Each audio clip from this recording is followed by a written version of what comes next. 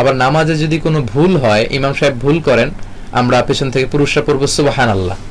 নারীরা যদি জামাতে থাকে তারা কিন্তু সুবহানাল্লাহ বলতে পারবে না, তারা হাততালি দিবে, তারা বুকে হাত বেঁধে এরকম এরকম হাততালি দিবে। হাদিসে এসেছে যে আত-তাসবিহু লির-রিজাল ওয়া তাসফিকু লিন-নিসা, নামাজে কোনো সমস্যা হলে ফালিয়ুসাব্বিহুর রিজাল ওয়া লিয়ুসাফফিকুন নিসা, পুরুষরা সুবহানাল্লাহ বলবে। আমরা বাংলাদেশে আল্লাহু আকবার বলে লোকমা দেই, আল্লাহু আকবার বলে ফেলি। এটা আসলে হাদিসের পরিপন্থী। সুবহানাল্লাহ বলা উচিত। সুবহানাল্লাহ বলে ইমাম সাহেব বুঝবে ও ভুল হলো। ইমাম সাহেবের ভুল হলে মুক্তাদি পেছন থেকে শুধরে দিবেন কি বলে? সুবহানাল্লাহ বলে।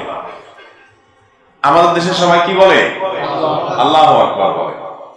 তো এই আল্লাহু আকবার বলাটা সুন্নাহ না। নবী করিম সাল্লাল্লাহু আলাইহি ওয়াসাল্লাম বলেছেন আত-তাসবিহু লির-রিজাল ওয়াত তাসফিকু লিন-নিসা। ইমাম সাহেবের ভুল হলে মুক্তাদি যদি মহিলা হয় তাহলে হাতে বাড়ি দিবে, দেখছেন না? এভাবে হাতের পিঠের উপর আরেক হাত দিয়ে বাড়ি দিবে। আর পুরুষ যারা, তারা কি করবে? মুক্তাদিরা পেছন থেকে ইমামের ভুল হলে সুবহানাল্লাহ বলবে।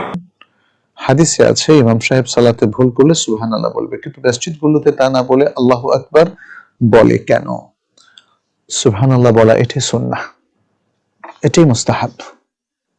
এখন কেউ যদি না বলে তাহলে কি তার সালাত বাতিল হবে না? বাতিল হবে না।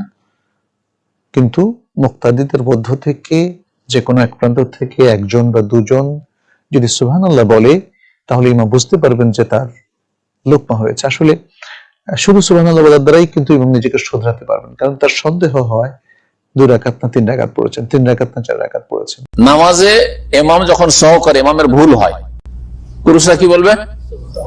আল্লাহু আকবার।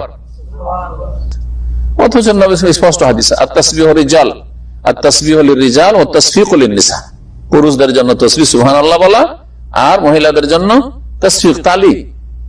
জি, পুরুষ হলে কি করবে?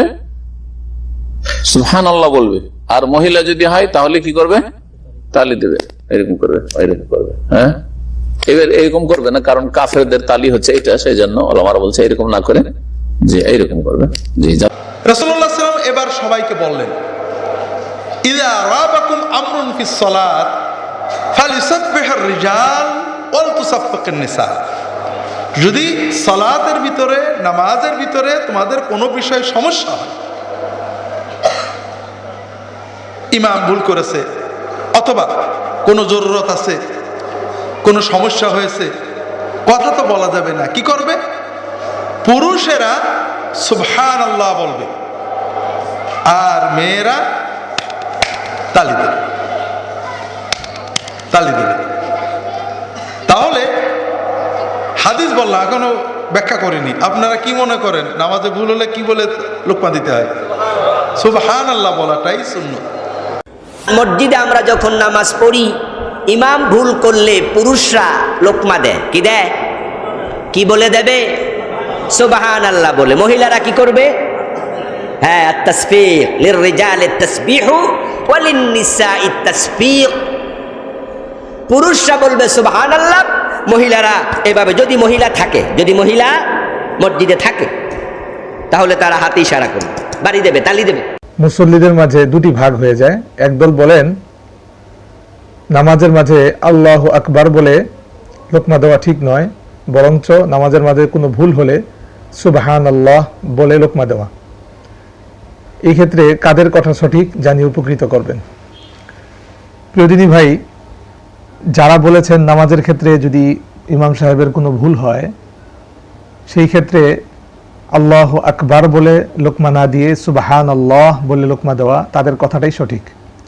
রাসূল করিম সাল্লাল্লাহু আলাইহি ওয়াসাল্লামের একদা 4 রাকাত বিশিষ্ট নামাজে 2য় রাকাতে রাসূল করিম সাল্লাল্লাহু আলাইহি ওয়াসাল্লাম দাঁড়িয়ে যান।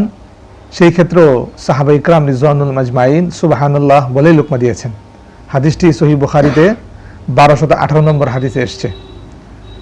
তো সেই জন্য আল্লাহু আকবার বলেই লোকমা দিতে হবে এটা ঠিক নয়, বরঞ্চ সুবহানাল্লাহ বলে লোকমা দেওয়া এটা সুন্নত। সালাতের মধ্যে ইমাম সাহেব ভুল করে ফেললে পুরুষ মুক্তাদিগণ কি করবেন? খ, সালাত ছেড়ে দেবেন। খ, আল্লাহু আকবার বলবেন। গ, জোরে জোরে কাশি দেবেন। খ, সুবহানাল্লাহ বলে ভুল শুধরে দেবেন। খ, আল্লাহু আকবার বলবেন। আল্লাহু আকবার বলবেন। জি আপনি নিশ্চিত? জি লাইফ লাইন ইউজ করছেন না? জি লক করে দেব? জি। লক করে দেওয়া হোক। খ আল্লাহু আকবার বলবেন। আপনি যে উত্তরটি দিয়েছেন আপনার উত্তরটি সঠিক হয়নি। উত্তর হচ্ছে সুবহানাল্লাহ বলবেন।